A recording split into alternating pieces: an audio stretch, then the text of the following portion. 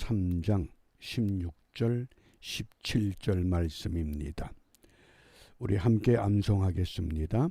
모든 성경은 하나님의 감동으로 된 것으로 교훈과 책망과 바르게 함과 의로 교육하기에 유익하니 이는 하나님의 사람으로 온전케 하며 모든 선한 일을 행하기에 온전케 하려 함이니라. 아멘. 하나님의 말씀은 하나님의 백성들로 하여금 이 땅에 머무는 동안 선한 일을 행하도록 갖추어 나가야 함을 말씀합니다. 이때 선한 일은 다른 사람과 비교해서 내가 조금 더 우월하다는 것이 아니라 하나님 앞에서 내가 할 수 있는 최선의 것을 다하는 것, 그것을 선한 일이라고 우리에게 말씀하십니다. 그러므로 오늘 이 하루도 우리에게 주어진 본분에 따라서 최선을 다해서 하나님 보시기에 합당한 하나님의 사람으로 바르게 갖추어 나가기 위해 오늘 읽어야 할 말씀이 이사야서 4장부터 6장입니다. 묵상의 주제가 여호와의 싹, 여호와의 싹. 또 다른 성경에서는 이 싹을 순, 그 싹을 의미하는 순, 풀 이름 순이라고 하는 순이라고도 표시를 합니다. 이사야서 4장 2절 말씀을 우리 함께 읽어보겠습니다. 그날에 여호와의 싹이 아름답고 영화로울 것이요 그 땅의 소사는 이스라엘의 피난한 자를 위하여 영화롭고 아름다울 것이며. 여기 그날이 언제입니까? 마지막 그날에. 어떤 그날입니까? 주님이 이 땅에 초림하시는 그날에, 또 그날에는 주님이 다시 재림하시는 그날에 이 여호와의 싹, 이것은 메시아를 상징하는 용어입니다. 여호와의 싹이다. 이 싹이라는 히브리 단어가 체마흐, 이것이 스가랴 선지자는 순이라고 번역을 합니다. 같은 용어입니다. 여호와의 싹 또는 순. 그래서 우리가 특별히 성경을 읽을 때 다른 여러 책을 참조하는 것보다도 가장 전통적인 방법, 관주 성경을 우리가 좀 정확히 꿰뚫어 볼 수 있는 안목이 필요합니다. 이사야 4장 2절을 관주 성경에서 이렇게 우리에게 설명합니다. 그날에 여호와의 싹, 이 한글의 모음 야자를 따라가 보면 4개의 성구를 소개합니다. 여호와의 싹, 그러고는 예레미야 23장 5절, 예레미야 33장 15절, 스가랴 3장 8절, 또 스가랴 6장 12절입니다. 이 여호와의 싹이 그럼 도대체 어떤 싹을 말하느냐? 그 중국의 전래 동화 가운데 씨앗이라고 하는 이야기가 전해져 옵니다.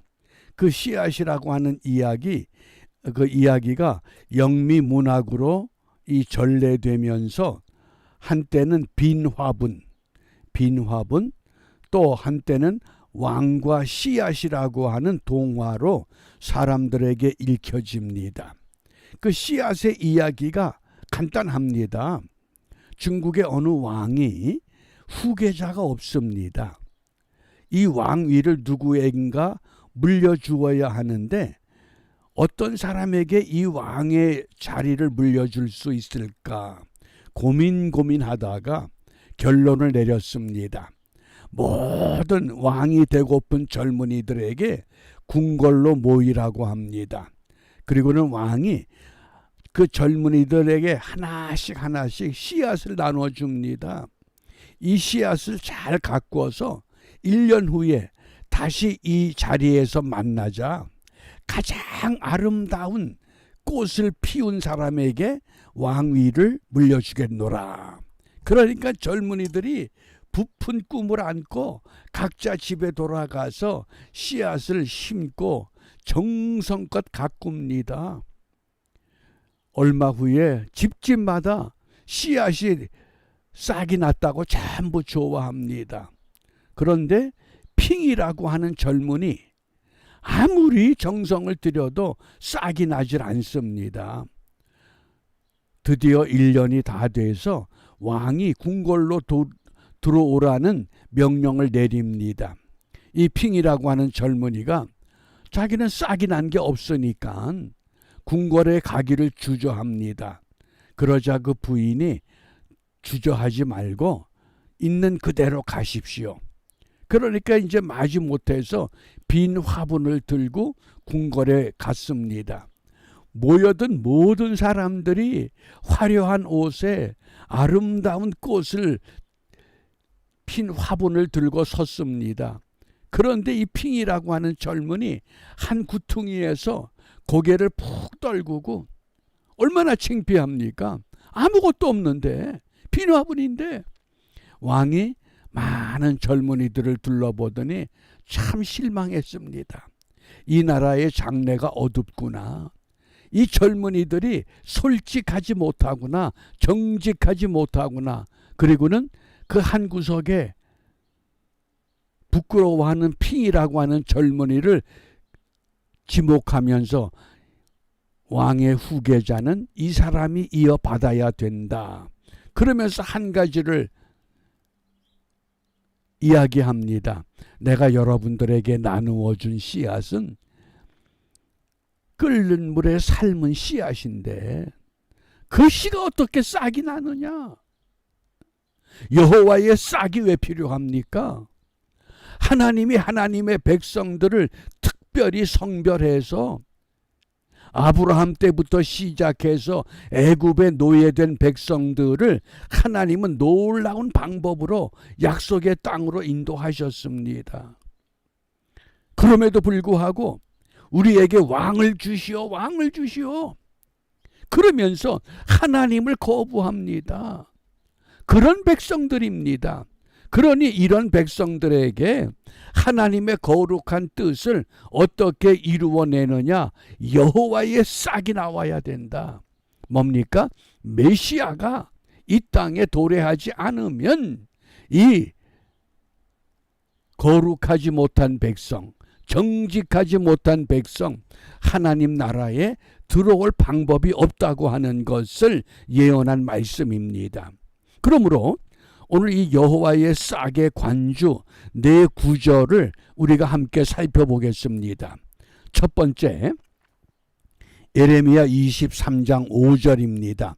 나 여호와가 말하노라. 보라, 때가 이르리니 내가 다윗에게 한 의로운 가지를 일으킬 것이라. 그가 왕이 되어 지혜롭게 행사하며 세상에서 공평과 정의를 행할 것이며.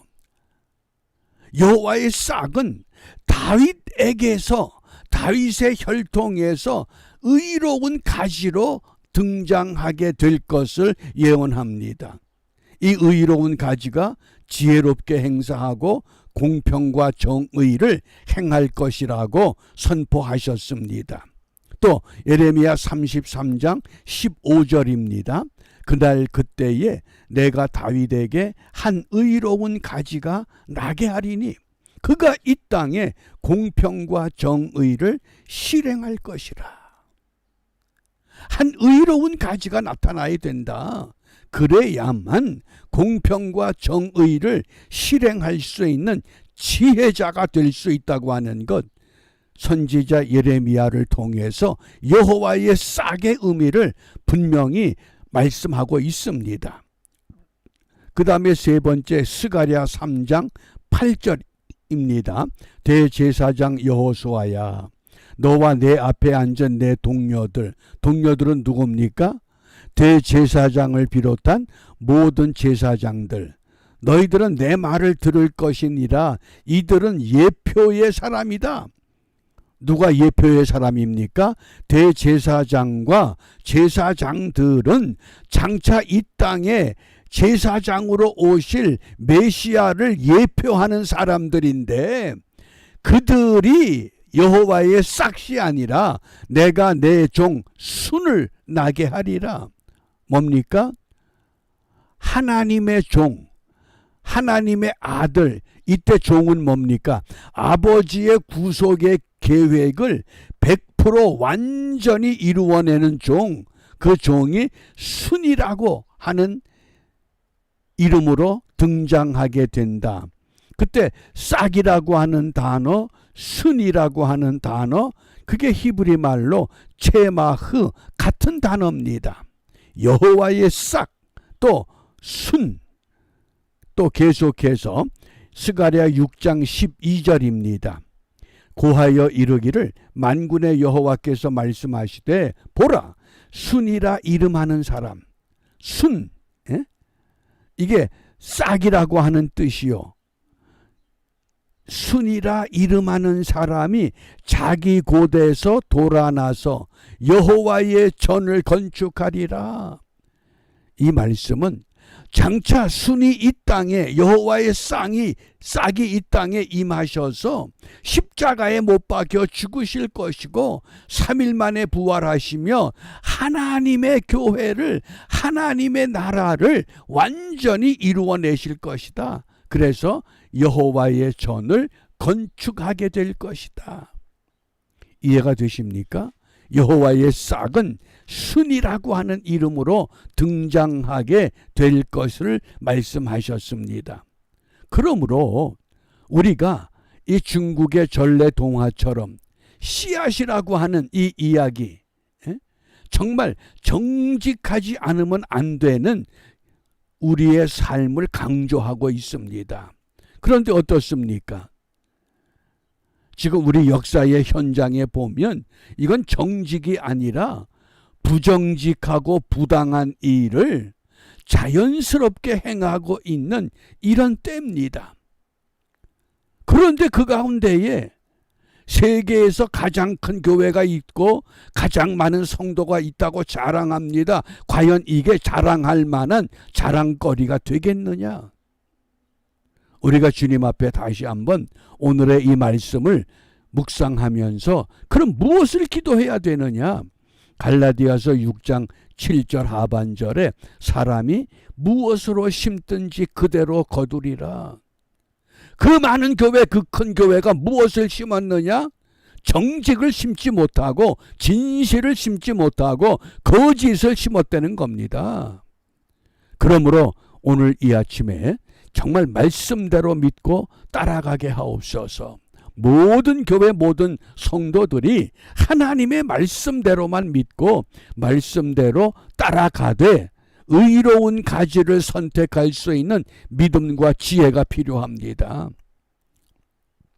최근 한국의 그 통계를 보면 기독교 인구가 대략 970만이라고 그럽니다.